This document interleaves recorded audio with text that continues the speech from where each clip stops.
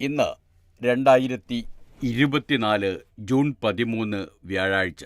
കാതിലെത്തും പത്രങ്ങൾ media one podcast ആരംഭിക്കുകയാണ്. ഇത് പി.ടി. നാസർ. കുവൈത്തിൽ തൊഴിലാളികൾ താമസിക്കുന്നിടത്ത് തീപിടുത്തമുണ്ടായി 49 പേർ മരിച്ചതാണ് ഇന്നെല്ലാ പത്രങ്ങളിലും പ്രധാന വാർത്തയായി നൽകുന്നത്. മരിച്ചവരിൽ മലയാളികൾ എത്രയുണ്ടെന്ന ചോദ്യത്തിന് പല ഉത്തരങ്ങളാണ് പല പത്രങ്ങളും നൽകുന്നത്. അപകടം നടന്നതിന് ശേഷമുള്ള ആദ്യ മണിക്കൂറുകളിൽ തന്നെ പത്രം തയ്യാറാക്കിയതുകൊണ്ടാകാം മലയാളികൾ 9 എന്നും 11 എന്നും 25 എന്നുമെല്ലാം പത്രങ്ങളിൽ കാണാം. ഏതായാലും വാർത്തകൾ മാധ്യമത്തിൽ നിന്ന് തുടങ്ങാം. കുവൈത്തിൽ വൻ തീപിടുത്തം, 49 മരണം, 9 മലയാളികളെ തിരിച്ചറിഞ്ഞു. 9 മലയാളികളുടെ ചിത്രവും നൽകിയിട്ടുണ്ട് മാധ്യമം. മരണസംഖ്യ കൂടാൻ സാധ്യത, പലരുടെയും നില ഗുരുതരം, മലയാളിയുടെ ഉടമസ്ഥതയിലുള്ള NBTCയിലെ ജീവനക്കാരാണ് അപകടത്തിൽപ്പെട്ടത്. ഇത്രയും ഹൈലൈറ്റും നൽകിയിരിക്കുന്നു മാധ്യമം. വാർത്തയിലേക്ക്. Kuwait city. കുവൈത്തിലെ തൊഴിലാളി ക്യാമ്പിൽ തീപിടിച്ച് വൻ ദുരന്തം. മലയാളിയുടെ ഉടമസ്ഥതയിലുള്ള പ്രമുഖ കമ്പനിയായ NBTCയിലെയും ഹൈവേ സൂപ്പർ മാർക്കറ്റിലെയും ജീവനക്കാരാണ് ദുരന്തത്തിൽപ്പെട്ടത്. മലയാളികളടക്കം 49 പേർ മരിച്ചതായാണ് ഔദ്യോഗിക കണക്ക്. 9 മലയാളികളുടെ മരണം ബന്ധുക്കൾ സ്ഥിരീകരിച്ചു. കൊല്ലം ഓയൂർ സ്വദേശി ശൂരനാട് വടക്ക് ആനയടി തുണ്ടുവിള വീട്ടിൽ ഉമറുദ്ദീൻ്റെയും ശോഭിതയുടെയും മകൻ ഷമീർ 33 വയസ്സാണ്. കോട്ടയം പാമ്പാടി വിശ്വഭാരതി കോളനിക്ക് സമീപം വാടകയ്ക്ക് താമസിക്കുന്ന പാമ്പാടി ഇടിമാരിയിൽ സാബു ഫിലിപ്പിൻ്റെ മകൻ സ്റ്റെഫിൻ എബ്രഹാം സാബു 29 വയസ്സാണ്. കാസർഗോഡ് ചെങ്കളത്ത് കണ്ടടക്കത്തെ രഞ്ജിത്ത് 34 വയസ്സാണ്. ചെറുവത്തൂർ പീലിക്കോട് എരവിൽ സ്വദേശി തൃക്കരിപ്പോൾ ഇളമ്പക്കൊച്ചിയിൽ താമസിക്കുന്ന പി കുഞ്ഞിക്കേളു 58 വയസ്സാണ്. പന്തളം മുടിയൂർക്കോണം ഐരാണിക്കുഴം ശോഭാലയത്തിൽ പരേതനായ ശശിധരൻ്റെ മകൻ ആകാശ് 32 വയസ്സാണ്. പത്തനംതിട്ട വാഴമുട്ടം ഈസ്റ്റ് പുളി നിൽക്കുന്നതിൽ വടക്കേതിൽ PV മുരളീധരൻ നായർ 60 വയസ്സാണ്. കോന്നി അച്ചക്കാട്ടിൽ കൈതക്കുന്ന് ചന്തശ്ശേരി സജു വർഗീസ് 56. കൊല്ലം പുനലൂർ നരിക്കൽ വാഴവിള അടിവള്ളൂർ സാജൻ വില്ല വീട്ടിൽ ജോർജ് പോത്തൻ്റെയും വത്സമ്മയുടെയും മകൻ സാജൻ ജോർജ് 29 വയസ്സാണ്. വെള്ളിച്ചിക്കാല വടകോട് വിളയിൽ ഇണ്ണുണ്ണി കുഞ്ഞമ്മ ദമ്പതികളുടെ മകൻ ലൂക്കോസ് 48 എന്നിവരുടെ മരണമാണ് സ്ഥിരീകരിച്ചത്. നിരവധി പേർക്ക് സാരമായ പരിക്കേറ്റു. ഇവർ വിവിധ ആശുപത്രിയിൽ ചികിത്സയിലാണ്. ബുധനാഴ്ച പുലർച്ചെ 4 മണിക്കാണ് മൻഗഫ് ബ്ലോക്ക് 4 6 നില കെട്ടിടത്തിൽ തീ പടർന്നത്. കെട്ടിടത്തിൽ 196 പേരായിരുന്നു താമസിച്ചിരുന്നത്. തീപിടുത്ത കാരണം വ്യക്തമല്ല. തൊഴിലാളികൾ ഉറങ്ങുന്നതിനിടെയാണ് തീപിടുത്തം എന്നത് മരണസംഖ്യ ഉയരാൻ കാരണമായി. കെട്ടിടത്തിൽ തീയും പുകയും നിറഞ്ഞതോടെയാണ് ശ്വാസം മുട്ടിയാണ് കൂടുതൽ മരണങ്ങൾ. തീ പടർന്നതിനെ തുടർന്ന് കെട്ടിടത്തിൽ നിന്ന് ചിലർ താഴേക്ക് ചാടി ദുരന്ത കാരണം അന്വേഷിക്കാൻ ഉത്തരവായിട്ടുണ്ട് എന്നാണ് മാധ്യമത്തിൻ്റെ 1-ാം പേജിലുള്ള വാർത്ത. അവിടെ അവസാനിക്കുകയാണ്. മലയാള മനോരമയിലെ വാർത്തയിലേക്ക് കടന്നാൽ, മരിച്ച ഇന്ത്യക്കാരിൽ പേരുകൾ ലഭ്യമായിട്ടുള്ളവർ എന്ന് പറഞ്ഞിട്ട് ഇത്രയും പേരുകളൊക്കെ തന്നെയാണ് ഉള്ളത്. കുഞ്ഞിക്കേടുവിന് ശേഷം ഷിബു വർഗീസ്, തോമസ് ജോസഫ്, അനിൽ ഗിരി, അഹമ്മദ് ഷെരീഫ്, വിശ്വാസ് കൃഷ്ണ, അരുൺ ബാബു, ഡെന്നിസ് കരുണാകരൻ, പ്രവീൺ മാധവ് സിംഗ്, ഭുനോഫ്, റിച്ചാർഡ് റോയ് ആനന്ദ, Dwarikesh Patnaik, Raymond മക്ബദ്രായ്, ഗഹോൽ, Jesus ഒലിവറോസ് Lopez തുടങ്ങിയ പേരുകൾ കൂടി ഇതിനു കൂടെ നൽകിയിട്ടുണ്ട്. മനോരമ. തെക്കൻ കുവൈത്തിൽ അഹമ്മദി ഗവർണറേറ്റിലെ മംഗൽഫിൽ വിദേശ തൊഴിലാളികൾ താമസിക്കുന്ന മേഖലയിലാണ് തീപിടുത്തമുണ്ടായ കെട്ടിടം. മലയാളി വ്യവസായിയുടെ ഉടമസ്ഥതയിലുള്ള NBTC കമ്പനി ജീവനക്കാരുടെ ഫ്ളാറ്റിൽ ഇന്നലെ പുലർച്ചെ 4-നാണ് തീപിടുത്തമുണ്ടായത്. തൊഴിലാളികൾ ഉറക്കത്തിലായിരുന്നത് അപകടത്തിൻ്റെ ആഘാതം വർദ്ധിപ്പിച്ചു. പുക ശ്വസിച്ചാണ് കൂടുതൽ പേരും മരിച്ചത്. കമ്പനി സ്പോൺസർ കൂടിയായ സ്വദേശി പൗരൻ്റെ ഉടമസ്ഥതയിലുള്ള കെട്ടിടത്തിൻ്റെ ബ്ലോക്ക് 4 താഴത്തെ നിലയിൽ നിന്നാണ് തീ പടർന്നത്. ഈജിപ്ത് സ്വദേശിയായ സെക്യൂരിറ്റി ജീവനക്കാരൻ്റെ മുറിയിൽ സൂക്ഷിച്ചിരുന്ന പാചകവാതക സിലിണ്ടർ പൊട്ടിത്തെറിച്ചാണ് അപകട കാരണം. കെട്ടിടമുടമയെയും സെക്യൂരിറ്റി ജീവനക്കാരനെയും അറസ്റ്റ് ചെയ്യാൻ സർക്കാർ ഉത്തരവിട്ടു. കെട്ടിടത്തിൽ 200ഓളം പേർ താമസിച്ചിരുന്നതായാണ് വിവരം. വിവിധ ഫ്ളാറ്റുകളിലായി 195 പേർക്കുള്ള താമസ സൗകര്യമാണ് ഉണ്ടായിരുന്നത്. കെട്ടിടത്തിലുണ്ടായിരുന്ന 92 പേർ സുരക്ഷിതരാണ്. നൈറ്റ് ഡ്യൂട്ടി ആയതിനാൽ 20 പേർ സ്ഥലത്തില്ലായിരുന്നു. പരിക്കേറ്റ ഇന്ത്യക്കാർക്ക് അടിയന്തര സഹായത്തിനായി വിദേശകാര്യ സഹമന്ത്രി കീർത്തിവർദ്ധൻ സിംഗ് കുവൈത്തിലെത്തും. മരിച്ച ഇന്ത്യക്കാരുടെ കുടുംബാംഗങ്ങൾക്ക് 2 ലക്ഷം രൂപ വീതം ധനസഹായം പ്രധാനമന്ത്രി പ്രഖ്യാപിച്ചു. വിദേശകാര്യമന്ത്രി S. ജയശങ്കറിൻ്റെ അടിയന്തര ഇടപെടൽ തേടി മുഖ്യമന്ത്രി പിണറായി വിജയൻ കത്തയച്ചു. ഇത്രയും വിവരങ്ങളും മലയാള മനോരമ 1-ാം പേജിൽ നൽകിയിരിക്കുന്നു. സഹായം വാഗ്ദാനം ചെയ്ത് കമ്പനി കുവൈറ്റ് സിറ്റി. തീപിടുത്തത്തിൽ മരിച്ചവരുടെ ആശ്രിതർക്കും പരിക്കേറ്റവർക്കും എല്ലാ സഹായവും ഉറപ്പാക്കുമെന്ന് NBTC കമ്പനി അറിയിച്ചു. അപകടത്തിൽപ്പെട്ടവരുടെ കുടുംബത്തെ കമ്പനി നേരിട്ട് ബന്ധപ്പെടുന്നുണ്ട്. കമ്പനിയുടെ ഒരു യൂണിറ്റും ഇന്ന് പ്രവർത്തിക്കില്ലെന്നും ദുഃഖാചരണം നടത്തുമെന്നും ഇന്ത്യൻ എംബസിയും സഹായം വാഗ്ദാനം ചെയ്തിട്ടുണ്ട്. പിന്നീട് മരിച്ചവരെ സംബന്ധിച്ചുള്ള വിവരങ്ങൾ നൽകുകയാണ് പത്രങ്ങൾ. ജീവന് വേണ്ടി ചാടി മരണത്തിലേക്ക്. Kuwait city.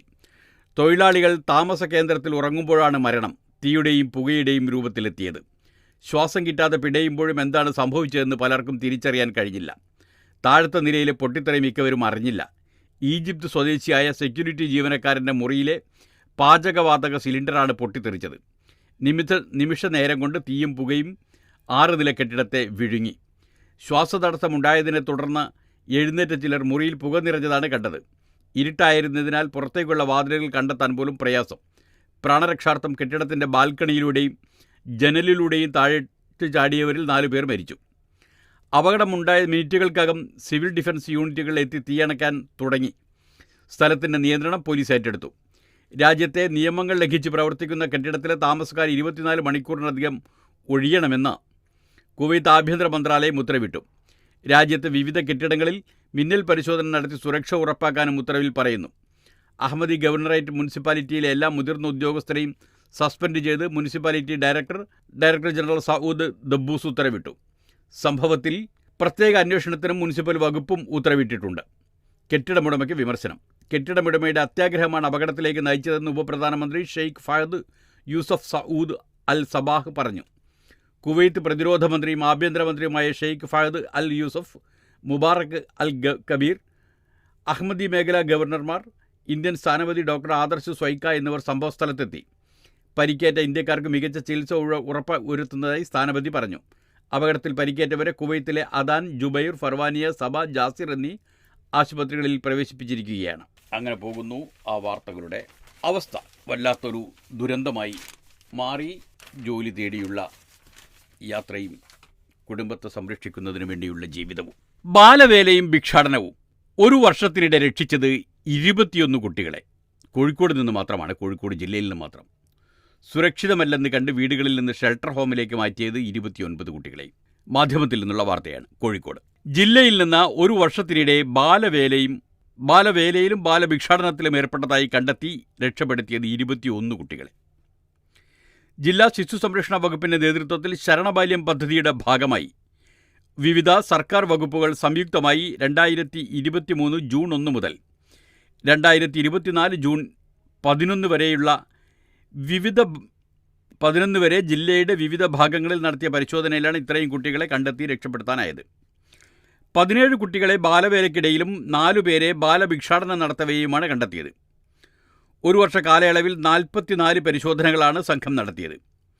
രക്ഷപ്പെടുത്തിയവരിൽ 4 പേരെ നിയമപ്രകാരം ശിശുക്ഷേമ സമിതി മുമ്പാകെ ഹാജരാക്കിയ ശേഷം സമിതിയുടെ ഉത്തരവനുസരിച്ച് അവരവരുടെ സ്വദേശത്ത് ജില്ലാ ശിശു സംരക്ഷണ വകുപ്പിൽ തിരികെ എത്തിച്ചു.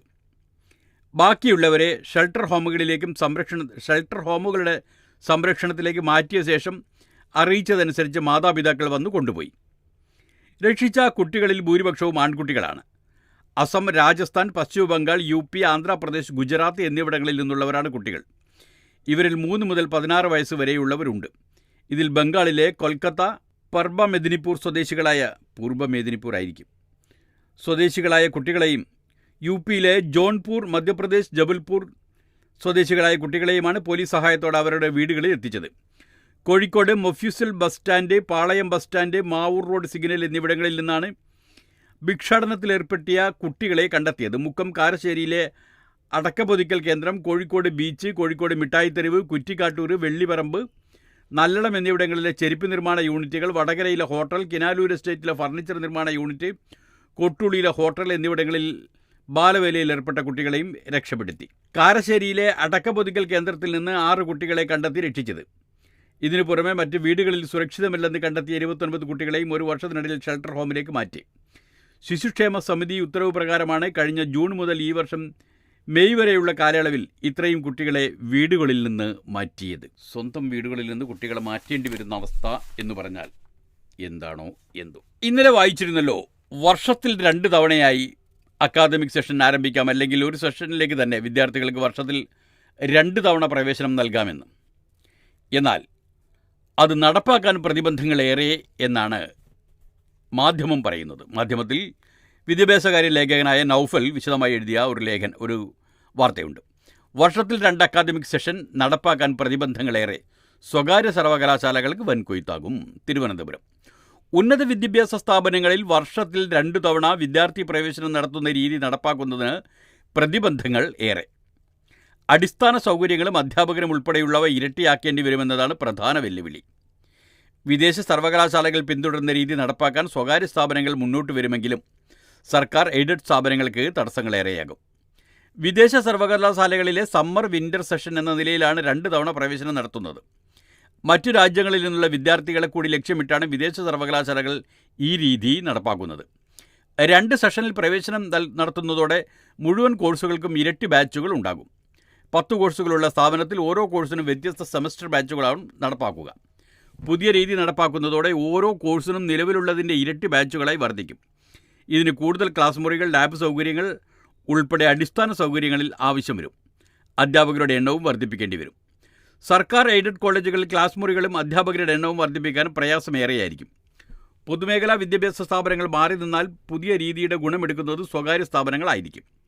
ഒട്ടേറെ സ്വകാര്യ അൺഎയ്ഡഡ് കോളേജുകൾ ഇതിനകം തന്നെ നാക്കിൻ്റെ ഉയർന്ന ഗ്രേഡും സ്വയംഭരണ പദവിയും നേടി പ്രവർത്തിക്കുന്നുണ്ട്. ഈ സ്ഥാപനങ്ങൾക്കും 2 സെഷനിൽ പ്രവേശനം നടത്തി കുട്ടികളെ പ്രവേശിപ്പിക്കാനും സാധിക്കും. കേരളത്തിൽ സ്വകാര്യ സർവകലാശാലകൾക്ക് അനുമതി നൽകുന്നതിന് ധാരണയാവുകയും കരട് ബിൽ തയ്യാറാവുകയും ചെയ്തിട്ടുണ്ട്.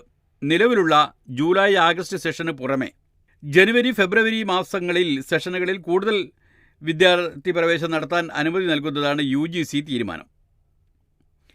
പ്രഖ്യാപനത്തിൽ മുന്നിൽ ഫണ്ടിങ്ങിൽ UGCക്ക് മൗനം എന്നൊരു വാർത്തയും മാധ്യമത്തിലുണ്ട്. തിരുവനന്തപുരം 2 സെഷനിൽ വിദ്യാർത്ഥി പ്രവേശനത്തിന് അനുമതി നൽകുമ്പോഴും ഉന്നത വിദ്യാഭ്യാസ സ്ഥാപനങ്ങൾക്കുള്ള ഫണ്ടിങ്ങിൽ മൗനം പാലിച്ച് UGC.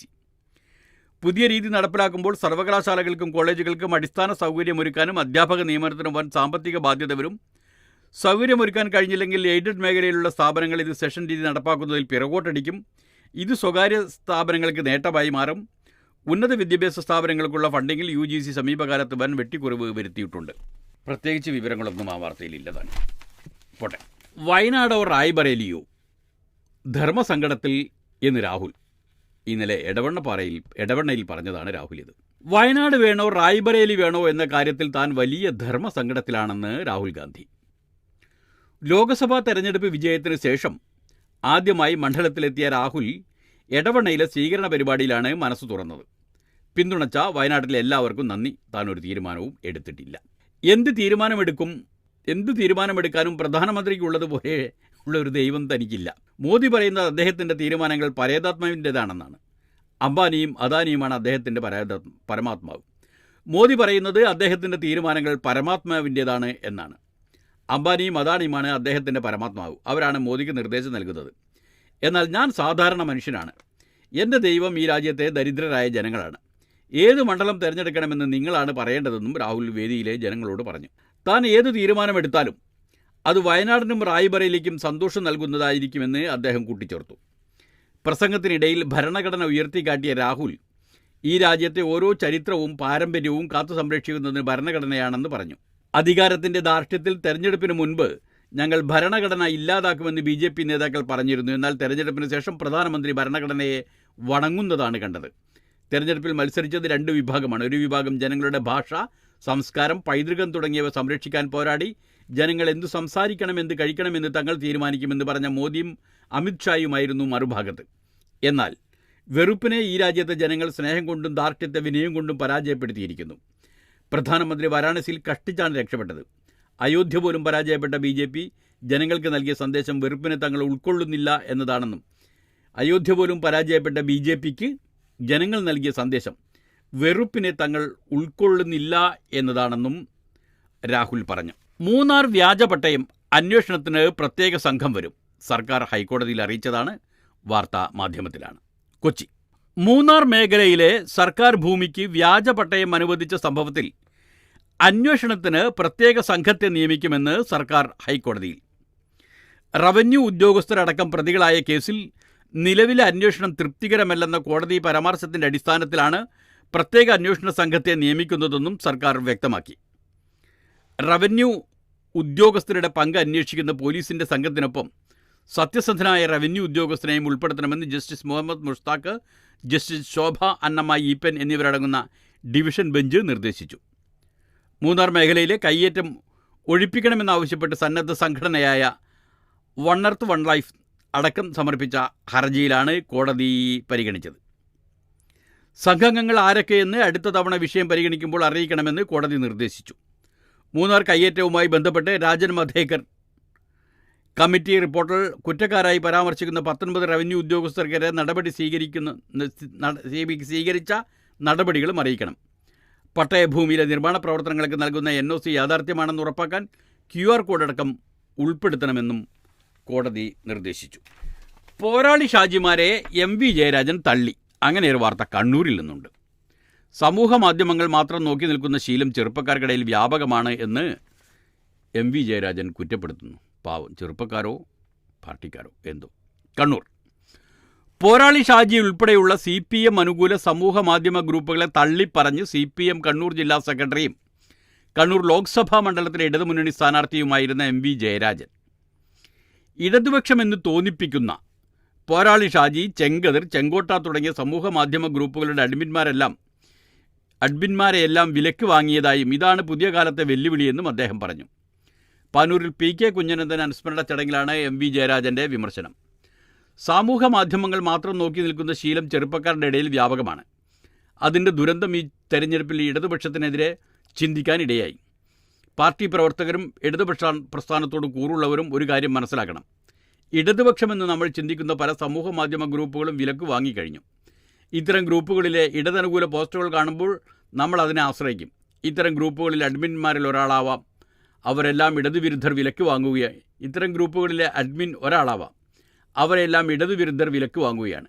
CPM വിരുദ്ധ പോസ്റ്റുകളാണ് ഇപ്പോൾ അത്തരം ഗ്രൂപ്പുകളിൽ വരുന്നതെന്നും MV ജയരാജൻ കൂട്ടിച്ചേർത്തു. നുണ പരിശോധനയ്ക്ക് തയ്യാറെന്ന് പന്തീരാങ്കാവ് കേസിലെ യുവതി. വീഡിയോയിൽ പുറത്തുവിട്ട കാര്യങ്ങൾ 100% സത്യമെന്നും യുവതി. പറവൂരിൽ നിന്നും കോഴിക്കോട് നിന്നുമായി തയ്യാറാക്കിയ റിപ്പോർട്ട് മനോരമയിലാണുള്ളത്. താൻ വീഡിയോയിലൂടെ പുറത്തുവിട്ട കാര്യങ്ങൾ 100% സത്യമാണെന്നും ഇത് തെളിയിക്കാൻ നുണപരിശോധനയ്ക്ക് തയ്യാറാവുമെന്നും പന്തീരാങ്കാവ് സ്ത്രീധന പീഡന കേസിലെ പരാതിക്കാരി. തന്നെ ആരും തട്ടിക്കൊണ്ടുപോയി ഭീഷണിപ്പെടുത്തിയിട്ടില്ലെന്നും സ്വന്തം ഇഷ്ടപ്രകാരം വീട്ടിൽ നിന്ന് മാറി നിൽക്കുന്നതാണെന്നും ഇന്നലെ യൂട്യൂബ് ചാനലിലൂടെ പുറത്തുവിട്ട വിവരത്തിലും വീഡിയോയിലൂടെ യുവതി ആവർത്തിച്ചു. നുണപരിശോധനയ്ക്ക് തൻ്റെ മാതാപിതാക്കൾ തയ്യാറാണോ എന്ന് ചോദിച്ച യുവതി മാധ്യമങ്ങൾക്ക് മുന്നിൽ കരഞ്ഞഭിനയിക്കാൻ വീട്ടുകാർ നിർബന്ധിച്ചതാണെന്നും പറഞ്ഞു. തന്നെ കാണാനില്ല, തട്ടിക്കൊണ്ടുപോയി ഭീഷണിപ്പെടുത്തി എന്നൊക്കെ പറയിക്കുന്നതാണ്. പറഞ്ഞതൊക്കെ കള്ളമാണ് എന്നൊക്കെയാണ് മാതാപിതാക്കൾ പറയുന്നത്. എന്നാൽ വീട്ടിൽ നിന്ന് സത്യം തുറന്നു പറഞ്ഞ് വീഡിയോ ഇടാൻ പറ്റാത്തത് കൊണ്ടാണ് മാറി നിൽക്കുന്നത്.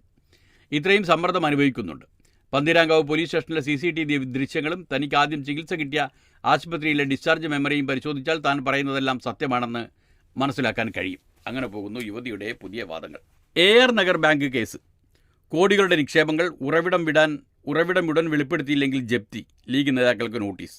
കോഴിക്കോട് മലപ്പുറം AR നഗർ സഹകരണ ബാങ്കിലെ കോടിക്കണക്കിന് രൂപയുടെ നിക്ഷേപവുമായി ബന്ധപ്പെട്ട് മുസ്ലിം ലീഗിലെ കൂടുതൽ നേതാക്കൾക്ക് ആദായ നികുതി വകുപ്പിൻ്റെ നോട്ടീസ്. മരിച്ചുപോയ 2 നേതാക്കൾക്കുൾപ്പെടെ 16 പേർക്കാണ് ആദായ നികുതി വകുപ്പ് കോഴിക്കോട് സെൻട്രൽ സർക്കിളിൽ നിന്ന് നോട്ടീസ് നൽകിയിരിക്കുന്നത്. 2016 മുതൽ AR നഗറിൽ അവരുടെ അക്കൗണ്ടിലേക്ക് എത്തിയ നിക്ഷേപത്തിൻ്റെ സ്രോതസ് വ്യക്തമാക്കാനാണ് നോട്ടീസിൽ ആവശ്യപ്പെട്ടിരിക്കുന്നത്. 7 ദിവസത്തിനകം വ്യക്തമായ നിർദ്ദേശങ്ങൾ കൈമാറിയില്ലെങ്കിൽ സ്വത്ത് ജപ്തി ചെയ്യുമെന്ന് നോട്ടീസിൽ പറയുന്നു. അക്കൗണ്ട് മുഖേന നടന്ന പണമിടപാടിൻ്റെ വിവരങ്ങൾ തേടി നേതാക്കൾക്ക് നേരത്തെ നോട്ടീസ് നൽകിയിരുന്നുവെങ്കിലും ആരും മറുപടി നൽകിയില്ല. ഇതേ തുടർന്നാണ് റിക്കവറി നോട്ടീസ് നൽകിയിരിക്കുന്നത്. 1 കോടി രൂപയ്ക്ക് മുകളിലുള്ള ഇടപാടുകളാണ് അക്കൗണ്ടുകൾ വഴി നടന്നിരിക്കുന്നത്. മുസ്ലിം ലീഗ് നേതൃത്വത്തിലുള്ള ഭരണസമിതിയാണ് ബാങ്ക് ഭരിക്കുന്നത്. നോട്ടീസ് ലഭിച്ച പല നേതാക്കളും മരിച്ചുപോയവരുടെ കുടുംബാംഗങ്ങളും പരാതിയുമായി പാർട്ടിയുടെ ഉന്നത നേതൃത്വത്തെ സമീപിച്ചിട്ടുണ്ടെന്നാണ് വിവരം. തങ്ങളുടെ അറിവോ സമ്മതമോ ഇല്ലാതെയാണ് അക്കൗണ്ടിൽ ഇടപാട് നടത്തിയിരിക്കുന്നതെന്ന് അവർ നേതൃത്വത്തെ അറിയിച്ചിരിക്കുന്നത്. ജീവിച്ചിരിപ്പില്ലെന്ന് ബന്ധുക്കൾ അറിയിച്ച ശേഷവും മരിച്ചുപോയ നേതാക്കൾക്കെതിരെ നടപടിയുമായി മുന്നോട്ട് പോവുകയാണ് ആദായനികുതി വകുപ്പ്. എയർ നഗർ ബാങ്കിലെ അനധികൃത പണമിടപാടുകൾക്ക് എൻഫോഴ്സ്മെന്റ് ഡയറക്ടറേറ്റും അതായത് ഇഡി CBIയും അന്വേഷിക്കണമെന്നാവശ്യപ്പെട്ട് നിക്ഷേപകൻ നൽകിയ ഹർജിയിൽ ഹൈക്കോടതി കേന്ദ്ര സംസ്ഥാന സർക്കാരുകളുടെ നിലപാട് തേടിയിരുന്നു. ബാങ്കിലെ ചില അക്കൗണ്ടുകളിലൂടെ കൈമാറിയ 49.9 കോടി രൂപയുടെ സ്രോതസ്സുകളെക്കുറിച്ച് തെളിവില്ലെന്നാണ് ഹർജിയിൽ പറയുന്നത്. ജമ്മുവിൽ 2 ഇടത്ത് ആക്രമണം, 2 ഭീകരരെ വധിച്ചു. ഒരു CRPF ഭടനെ വീരമൃത്യു. താരിഖ് ഭട്ട് റിപ്പോർട്ട് ചെയ്തത് മനോരമയിൽ. ജമ്മു കഠ്വ ജില്ലയിലെ അതിർത്തി ഗ്രാമമായ സായ്ദ സുഖലിൽ സുരക്ഷാസേന 2 ഭീകരരെ വധിച്ചു. ചൊവ്വാഴ്ച രാത്രി മുതൽ 15 മണിക്കൂർ നീണ്ട തെരച്ചിലിനിടയിൽ CRPF ഭടൻ മധ്യപ്രദേശ് സ്വദേശി കബീർദാസ് വീരമൃത്യു വരിച്ചു. ഗ്രാമവാസികൾ നൽകിയ വിവരത്തെ തുടർന്ന് അതിവേഗം പ്രവർത്തിച്ച സുരക്ഷാസേന വലിയൊരു ഭീകരാക്രമണമാണ് ഒഴിവാക്കിയത്. തിരച്ചിലിനെത്തിയ സുരക്ഷാസേനയ്ക്ക് നേരെ ഗ്രാനൈഡ് ആക്രമണവും ഉണ്ടായി. കൊല്ലപ്പെട്ട ഭീകരർ പാക് സ്വദേശികളാണെന്ന് സൂചനയെന്ന് പോലീസ് പറയുന്നു. DIG സുനിൽ ഗുപ്ത, SP അനായത്ത് അലി ചൗധരി എന്നിവർ സഞ്ചരിച്ച വാഹനത്തിന് നേരെ വെടിവെപ്പുണ്ടായെങ്കിലും ഇരുവരും പരിക്കേൽക്കാതെ രക്ഷപ്പെട്ടു. ഇതിനിടെ ദോഡ ജില്ലയിലുണ്ടായ ഭീകരാക്രമണത്തിൽ 6 സുരക്ഷാ ഭടന്മാർക്ക് പരിക്കേറ്റു. രജൌരി ജില്ലയിലെ കലാൽ മേഖലയിൽ ഭീകരർ ഒളിഞ്ഞിരിക്കുകയാണെന്ന സംശയത്തെ തുടർന്ന് തിങ്കളാഴ്ച തിരച്ചിൽ ആരംഭിച്ചു. ഞായറാഴ്ച ജമ്മുവിലെ റിയാസി ജില്ലയിൽ പൗണിക്കടുത്ത് തെരിയത്ത് ഗ്രാമത്തിൽ തീർത്ഥാടകർ സഞ്ചരിച്ചിരുന്ന ബസ് ആക്രമിച്ച് ഭീകരർ 10 പേരെ കൊലപ്പെടുത്തിയിരുന്നു. 3 ദിവസങ്ങൾക്കുള്ളിൽ 3 സംഭവങ്ങളുണ്ടായത് ജനങ്ങളെ പരിഭ്രാന്തരാക്കിയിട്ടുണ്ട്. ഭീകരരെ പറ്റി വിവരം കൈമാറണമെന്ന് ജമ്മു, അഖ്നൂർ മേഖലകളിൽ പോലീസ് ഉച്ചഭാഷിണിയിലൂടെ അറിയിപ്പ് നൽകി. വിവരം നൽകാനുള്ള ഫോൺ നമ്പറുകളും പുറത്തുവിട്ടു. ഒഴിവായത് വലിയ ദുരന്തം എന്ന് കഠ്വ ജില്ലയിലെ സൈദ സുഖലിൽ ഭീകരരെ പറ്റി വിവരം നൽകിയ നാട്ടുകാരനായ സുരീന്ദറായിരുന്നു. സുരീന്ദർ സംഭവം വിവരിക്കുന്നത് ഇങ്ങനെ: രാത്രി 7:30 ശേഷം ബൈക്കിൽ വരുമ്പോൾ ഒരു കുട്ടി 2 ആയുധധാരികളെ കണ്ടതായി എന്നോട് പറഞ്ഞു. കറുത്ത വസ്ത്രം ധരിച്ച് AK-47 തോക്കുമായി 2 പേരും ഞാനും കണ്ടു. അവർ എന്നെ അടുത്തേക്ക് വിളിച്ചു. എന്നാൽ സംശയം തോന്നിയത് കാരണം ഞാൻ മറ്റുള്ളവർക്ക് മുന്നറിയിപ്പ് നൽകി. 15-20 പേരെങ്കിലും അവിടെ ഉണ്ടായിരുന്നു. കുട്ടികൾ കളിക്കുന്നുണ്ടായിരുന്നു. പെട്ടെന്ന് തന്നെ എല്ലാവരും വീടുകളിലേക്ക് പോയി. ഭയന്ന് നിലവിളികൾ ഉയർന്നു. തിരിച്ചറിഞ്ഞെന്ന് മനസ്സിലാക്കിയപ്പോൾ ഭീകരർ വെടിവെക്കാൻ തുടങ്ങി. ഓംകാർനാഥിൻ്റെ തോളിൽ വെടിയേറ്റു. സ്ഫോടനവുമായി ഇതിനിടെ താൻ അറിയിച്ചതിന് പിന്നാലെ പോലീസ് എത്തി എന്നാണ് പറയുന്നത്. സിദ്ധാർത്ഥൻ കേസ് പരീക്ഷ എഴുതാനുള്ള പ്രതിയുടെ അപേക്ഷ തള്ളി. കൊച്ചി പൂക്കോട് വെറ്റിനറി സർവകലാശാല വിദ്യാർത്ഥി JS സിദ്ധാർത്ഥൻ്റെ മരണം സംബന്ധിച്ച കേസിലെ പ്രതി K അരുൺ അവസാന വർഷ ബിരുദ പരീക്ഷ എഴുതാൻ അനുമതി തേടിയെങ്കിലും ഹൈക്കോടതി അനുവദിച്ചില്ല. ഇന്നു മുതൽ ജൂലൈ വരെയുള്ള അവസാന വർഷ പരീക്ഷയാണെന്ന് ഹർജിയിൽ അറിയിച്ചിരുന്നു. എന്നാൽ ഹർജിക്കാരനെ കോളേജിൽ നിന്ന് പുറത്താക്കിയതാണെന്നും അവസാന നിമിഷമാണ് കോടതിയെ സമീപിച്ചതെന്നും ഹൈക്കോടതി പറഞ്ഞു. അതങ്ങനെ. അതിനിടയിൽ ജന്മഭൂമിയിൽ നിന്ന് 1-ാം പേജിൽ ചിത്രസഹിതം നൽകിയ ഒരു വാർത്ത വായിക്കാം. നയനാരുടെ വീട്ടിൽ സുരേഷ് ഗോപി മധുരം നൽകി ശാരദ ടീച്ചർ. കണ്ണൂർ കേന്ദ്രമന്ത്രിയായ ശേഷം കേരളത്തിലേക്കുള്ള ആദ്യ വരവിൽ മുൻ മുഖ്യമന്ത്രി EK നയനാരുടെ വീട് സന്ദർശിച്ച് അദ്ദേഹത്തിൻ്റെ പത്നി ശാരദ ടീച്ചറുടെ അനുഗ്രഹം തേടി സുരേഷ് ഗോപി. മധുരം നൽകി വരവേൽപ്പ്, ഉച്ചഭക്ഷണം കഴിച്ചു മടക്കം. ഇന്നലെ ഉച്ചയ്ക്ക് 2:00 കല്യാശ്ശേരിയിലെ വീട്ടിലെത്തിയ സുരേഷ് ഗോപിയെ നയനാരുടെ മകൻ കൃഷ്ണകുമാർ പൂച്ചെണ്ട് നൽകി സ്വീകരിച്ചു. ശാരദ ടീച്ചറുടെ അനുഗ്രഹം വാങ്ങി കയ്യിൽ കരുതിയ മധുരം നിറച്ച പെട്ടി കേന്ദ്രമന്ത്രി ടീച്ചർക്ക് നൽകി. ടീച്ചർ തന്നെ പെട്ടി തുറന്ന് സുരേഷ് ഗോപിക്ക് മധുരമേകി. തുടർന്ന് ശാരദ ടീച്ചർ എല്ലാവർക്കും മധുരം കൊടുത്തു. ഉച്ചഭക്ഷണം കഴിച്ചിറങ്ങുമ്പോൾ ടീച്ചർ നയനാരെക്കുറിച്ച് എഴുതിയ പ്രിയ സഖാവ് എന്ന പുസ്തകം സമ്മാനിച്ചു. തിരക്കുകളാണെന്നറിയാം, എന്നാലും കണ്ണൂരിലെത്തുമ്പോൾ ഇനിയും വരണേ എന്ന് പറഞ്ഞാണ് സുരേഷ് ഗോപിയെ ടീച്ചർ യാത്രയാക്കിയത്. സുരേഷ് ഗോപിയുമായി നേരത്തെയുള്ള സൗഹൃദമാണെന്ന് ടീച്ചർ മാധ്യമങ്ങളോട് പറഞ്ഞു. നയനാർ സഖാവ് ഉള്ള കാലം മുതലേ ഊഷ്മള ബന്ധമാണ്. ഒരുപാട് നല്ല ഗുണങ്ങളുള്ള വ്യക്തി. പാവങ്ങളോട് ഏറെ കരുണ കാണിക്കും. മന്ത്രിസ്ഥാനത്ത് അദ്ദേഹം ശോഭിക്കും. സന്ദർശനത്തിൽ രാഷ്ട്രീയമില്ല, ടീച്ചർ കൂട്ടിച്ചേർത്തു. തുടർന്ന് കണ്ണൂർ പള്ളിക്കുന്നിൽ കഥാകൃത്ത് T. പത്മനാഭൻ്റെ വീട്ടിലെത്തിയ സുരേഷ് ഗോപിക്ക് പുസ്തകങ്ങൾ നൽകിയാണ് അദ്ദേഹം സ്വീകരിച്ചത്. പുസ്തകങ്ങൾ വായിച്ച് അഭിപ്രായം പറയണമെന്നും T. പത്മനാഭൻ നിർദ്ദേശിച്ചു. പയ്യാമ്പലത്ത് KG മാരാരുടെ സ്മൃതി കുടീരത്തിൽ സുരേഷ് ഗോപി പുഷ്പാർച്ചന നടത്തി. BJP ദേശീയ ഉപാധ്യക്ഷൻ AP അബ്ദുള്ളക്കുട്ടി, സംസ്ഥാന സെക്രട്ടറി K. രഞ്ജിത്ത്, ദേശീയ സമിതി അംഗങ്ങളായ A. Damodaran, PK Velayudhan, C. Raghunath എന്നിവർ പങ്കെടുത്തു. മാടായിക്കാവ്, പറശ്ശിനിക്കടവ് മുത്തപ്പൻ ക്ഷേത്രം, കൊട്ടിയൂർ അമ്പലം, മാമാനിക്കുന്ന് മഹാദേവി ക്ഷേത്രം, തളിപ്പറമ്പ് രാജരാജേശ്വര ക്ഷേത്രം, തലശ്ശേരി ശ്രീരാമസ്വാമി ക്ഷേത്രം എന്നിവിടങ്ങളിലും അദ്ദേഹം ദർശനം നടത്തി. അതങ്ങനെയാണ്. ഗസയിൽ മനുഷ്യകുലത്തിനെതിരായ കുറ്റങ്ങൾ എന്നാണ് UN റിപ്പോർട്ട്. ആ UN റിപ്പോർട്ട് മാതൃഭൂമിയിൽ നിന്ന് വായിക്കാം. ഇസ്രായേലും ഹമാസും കുറ്റം ചെയ്തു. ഇസ്രായേൽ പട്ടിണി ആയുധമാക്കി. ജനീവ. ഗാസ യുദ്ധത്തിൻ്റെ ആദ്യഘട്ടത്തിൽ ഇസ്രായേലും ഹമാസും യുദ്ധക്കുറ്റങ്ങൾ ചെയ്തെന്ന് ഐക്യരാഷ്ട്രസഭയുടെ അന്വേഷണ റിപ്പോർട്ട്. കനത്ത ആൾനാശമുണ്ടാക്കിയതിനാൽ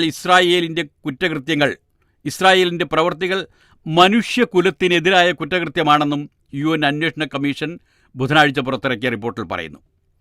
ഒക്ടോബർ 7 ഇസ്രായേലിൽ ഹമാസ് നടത്തിയ ആക്രമണം, അതിന് ഇസ്രായേൽ ഗസയിൽ നടത്തിയ തിരിച്ചടി എന്നിവയെ ആധാരമാക്കി 2 സമാന്തര റിപ്പോർട്ടുകളാണ് UN കമ്മീഷൻ തയ്യാറാക്കിയത്. അന്വേഷണത്തിൽ ഇസ്രായേൽ സഹകരിച്ചില്ല. കമ്മീഷൻ ഇസ്രായേൽ വിരുദ്ധമാണ് ആണ് ഇതിന് പറഞ്ഞ കാരണം. അന്വേഷണം ഇസ്രായേൽ തടസ്സപ്പെടുത്തിയെന്നും ഇസ്രായേലിലും അവർ അധിനിവേശം നടത്തിയിരിക്കുന്ന പലസ്തീൻ ഭൂഭാഗങ്ങളിലും പ്രവേശിക്കാൻ അന്വേഷകരെ അനുവദിച്ചില്ലെന്നും കമ്മീഷൻ പറയുന്നു. ഒക്ടോബർ 7 മുതൽ ഡിസംബർ വരെയുള്ള സംഭവങ്ങളാണ് കമ്മീഷൻ അന്വേഷിച്ചത്. പീഡനം, കൊലപാതകം, മനുഷ്യാന്തസ്സ് തകർക്കൽ, മനുഷ്യത്വരഹിതമായ ക്രൂരത എന്നീ കുറ്റങ്ങൾ ഇസ്രായേലും ഹമാസും ചെയ്തെന്ന് റിപ്പോർട്ട് പറയുന്നു. പട്ടിണി ആയുധമായി ഇസ്രായേൽ പ്രയോഗിച്ചു. ഗസയിലുള്ളവർക്ക് ആഹാരം, വെള്ളം, പാർപ്പിടം, മരുന്ന് തുടങ്ങിയ അവശ്യ വസ്തുക്കൾ നൽകുന്നതിൽ ഇസ്രായേൽ പരാജയപ്പെട്ടു. ഇവ മറ്റാരെങ്കിലും എത്തിക്കുന്നത് തടയുകയും ചെയ്തു. സാധാരണ മനുഷ്യരുടെ കൂട്ടനാശത്തിന് ഇസ്രായേൽ ഇടയാക്കി. അവരുടെ വസ്തുവകകളും അടിസ്ഥാന സൗകര്യങ്ങളും തകർത്തെന്നും റിപ്പോർട്ടിലുണ്ട്. ഇരകളുടെയും സാക്ഷികളുടെയും അനുഭവങ്ങൾ, ഉപഗ്രഹ ചിത്രങ്ങൾ, മെഡിക്കൽ റിപ്പോർട്ട്, നൂറുകണക്കിന് ആളുകൾ സമർപ്പിച്ച രേഖകൾ, പൊതുവിടങ്ങളിൽ ലഭ്യമായതും വാസ്തവമെന്ന് ഉറപ്പാക്കിയതുമായ വിവരങ്ങൾ എന്നിവയാണ് റിപ്പോർട്ട് തയ്യാറാക്കാൻ കമ്മീഷൻ ആശ്രയിച്ചത്.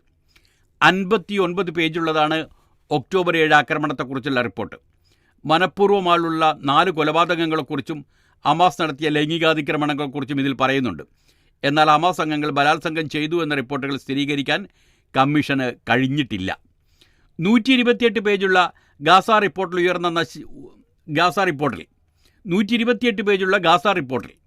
ഉയർന്ന നശീകരണ ശേഷിയുള്ള MK-84 ബോംബുകൾ നഗരമേഖലകളിൽ വിവേചനമില്ലാതെ ഇസ്രായേൽ ഉപയോഗിച്ചു എന്ന് കണ്ടെത്തിയിട്ടുണ്ട്.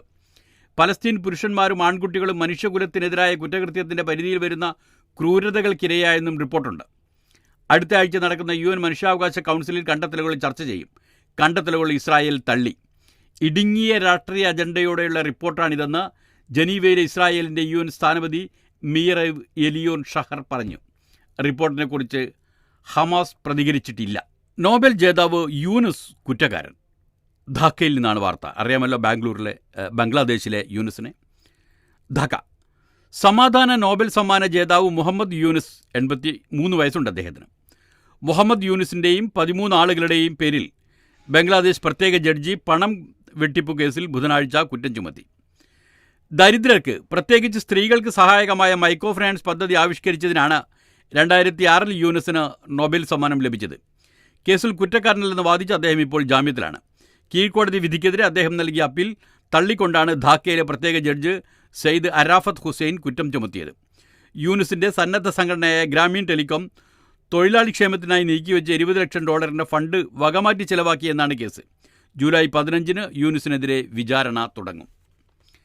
ഹിസ്ബുല്ല കമാൻഡറെ ഇസ്രായേൽ വധിച്ചു. ബെയ്റൂത്ത്. തെക്കൻ ലബനാനിൽ ചൊവ്വാഴ്ച ഇസ്രായേൽ നടത്തിയ ആക്രമണത്തിൽ ഹിസ്ബുല്ലയുടെ ഉന്നത കമാൻഡർ ഉൾപ്പെടെ 4 പേർ മരിച്ചു. അബു തലിബ് എന്നറിയപ്പെടുന്ന സമി അബ്ദുള്ളയാണ് കൊല്ലപ്പെട്ട കമാൻഡർ. ഹിസ്ബുല്ലയുടെ റോക്കറ്റ് ആക്രമണത്തിലുള്ള തിരിച്ചടിയാണ് ഈയ വളപട്ടണത്തിൽ ഇസ്രായേൽ വ്യോമാക്രമണം നടത്തിയത്. കമാൻഡർ കൊല്ലപ്പെട്ടതിന് പിന്നാലെ ഇസ്രായേലിലേക്ക് ഹിസ്ബുല്ല വീണ്ടും റോക്കറ്റ് അയച്ചു. 150 റോക്കറ്റുകൾ ലബനനിൽ നിന്ന് വന്നെന്ന് ഇസ്രായേൽ സൈന്യം പറഞ്ഞു. സുവിശേഷ പ്രസംഗം ചുരുക്കി മതി എന്ന് മാർപ്പാപ്പ പറയുന്നു. Vatican city. ദിവ്യബലിമധ്യേയുള്ള സുവിശേഷ പ്രസംഗം 8 മിനിറ്റിൽ കൂടാതിരിക്കാൻ കത്തോലിക്ക പുരോഹിതന്മാർ ശ്രദ്ധിക്കണമെന്ന് ഫ്രാൻസിസ് മാർപ്പാപ്പ. അത് കഴിഞ്ഞാൽ ശ്രദ്ധ പോകും, ആളുകൾ ഉറങ്ങും. അങ്ങനെ ഉറങ്ങാൻ അവർക്ക് അവകാശമുണ്ട്. ബുധനാഴ്ച വിശ്വാസികളെ അഭിസംബോധന ചെയ്ത് മാർപ്പാപ്പ പറഞ്ഞു. ജീവൻ്റെ പുസ്തകത്തിൽ നിന്നുള്ള ദൈവത്തിൻ്റെ വാക്കുകൾ പകർന്നു കൊടുക്കാൻ ഉദ്ദേശിച്ചുകൊണ്ടുള്ളതാണ് പ്രസംഗം. അതിനാൽ അത് ചെറുതായിരിക്കണമെന്ന് അദ്ദേഹം പറഞ്ഞു. ആദ്യമായാണ് കത്തോലിക്ക സഭ ഇങ്ങനെയൊരു ഉപദേശം നൽകുന്നത്. അതുകൊണ്ട് ഈ വാർത്തകളും അവലോകനങ്ങളും അതും ചുരുക്കുകയാണ്. നാളത്തെ വാർത്തകൾ നാളെ കാണാം. നന്ദി, നമസ്കാരം.